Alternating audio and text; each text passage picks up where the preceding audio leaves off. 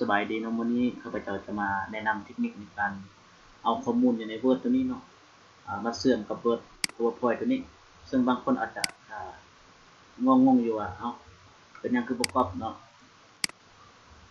ที่นี้เนาะในการก๊อปเขาก็สบายเนาะแบบนี้วิธีที่1เนาะที่ง่ายแล้วบางคนอาจจะสับสนเนาะก๊อปไปก๊อปมาอาจจะสับสนลืมหน้าลืมหลังเนาะแล้ววันนี้ข้าพเจ้าจะมาแนะนำเทคนิคแบบง่ายๆเนาะโดยที่เขาจะมากำหนดแล้วมาจัดเรียงใน Word ตัวนี้มันงามเนาะคือข้าพเจ้าเลือกตัวนี้แล้ววันนั้นน่าจะมาเชื่อมเข้าระบบ PowerPoint นี้ปาดเดียวเลยเนาะหน้าขั้นตอนที่นี่เนาะเราจะสร้างนำกันไปเลยคือตัวนี้เป็นหัวข้อเป็นบ่ตัวนี้เป็นเนื้อหาเนาะฉะนั้นเราจะกำหนดเราจะตั้งหัวข้อตัวนี้ไว้ก่อนแล้ววันนั้นเราจะมากำหนดตัวเนื้อหาตัวนี้ทำอินแมนให้ติ๊กใส่ในเกียร์ตัวนี้เนาะให้เข้าไปที่ตัวนี้เนาะแล้วมาเลื่อนตัวลุ่มสุดตัวนี้ตัวที่2ตัวนี้เนาะแล้วบางคนเนาะอาจจะเข้าไปที่ไฟล์ตัวนี้ก็ได้เนาะแล้วมาเลื่อนที่ Option ตัวนี้มันก็จะออกหน้าต่างคือกันเนาะแล้วมาคลิกใส่ตัวคลิก Access Toolbar ตัวนี้เนาะแล้วให้เลือกตัวนี้เป็น All Comment ตัวนี้แล้วหลังจากนั้นเราจะมาซอกคำว่า Send to PowerPoint เนาะเพื่อเราจะเอาข้อมูลอยู่ใน Word ตัวนี้เนาะเพื่อมาลิงก์ข้อมูลเข้าไปที่ Word PowerPoint ตัวนี้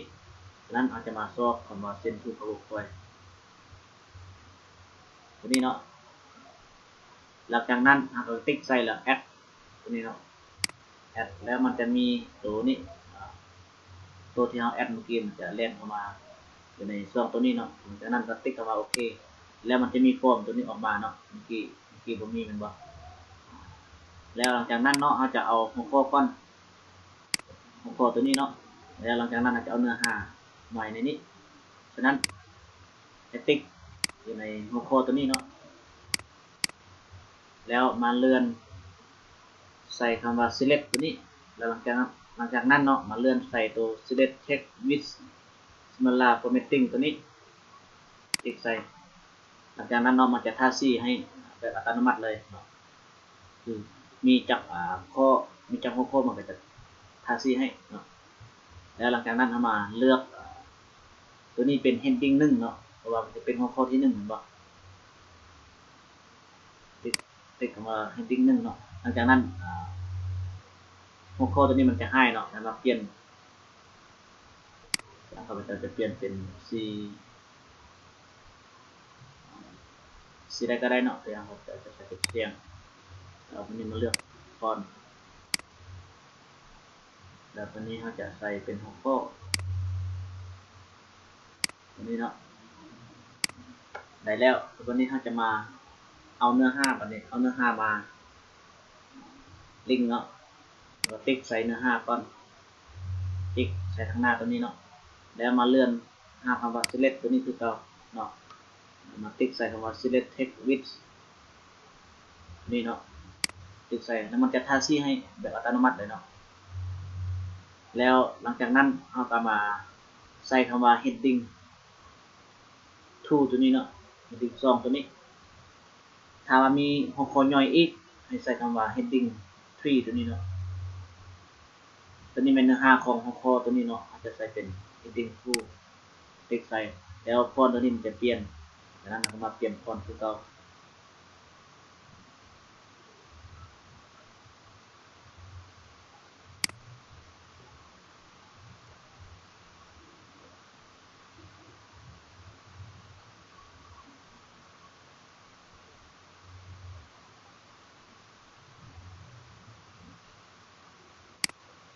อย่างข้าพเจ้าจะเอาตัวนี้เนาะ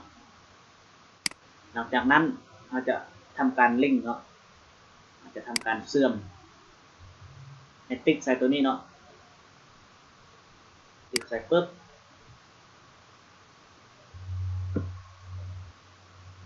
โอเคมันจะรันให้มันบ่ตัวนี้ความเป็นมาอันนี้ความสำคัญนี่มันจุดประสงค์เนาะเอาอยากรู้ว่ามันผิดหรือว่าถูกเนาะ เข้าไปเบิ่งในนี้เนาะข้อที่1ความเป็นมาเนาะความสำคัญกับจุดประสงค์มันจะถือตามตัวนี้เลยเนาะถ้าว่ามันเปลี่ยนเราก็สามารถติ๊กใส่เปลี่ยนได้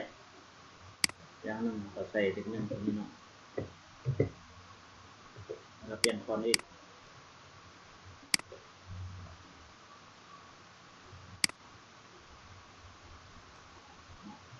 เปลี่ยนคำยังก็ได้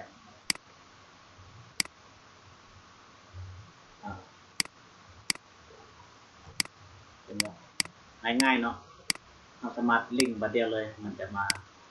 อนำกันแบบอัตโนมัติเลยสำหรับการอธิบายคลิปของเรานี่ก็หมดเนาะแต่ว่าบุคคลใดที่ติดตามเบิ่งคลิปแล้วก็เข้าใจก็สามารถแชทถามอยู่ในอินบ็อกซ์ได้เนาะขอขอบใจที่ติดตามคลิปของข้าพเจ้ามาเรื่อยๆเนาะ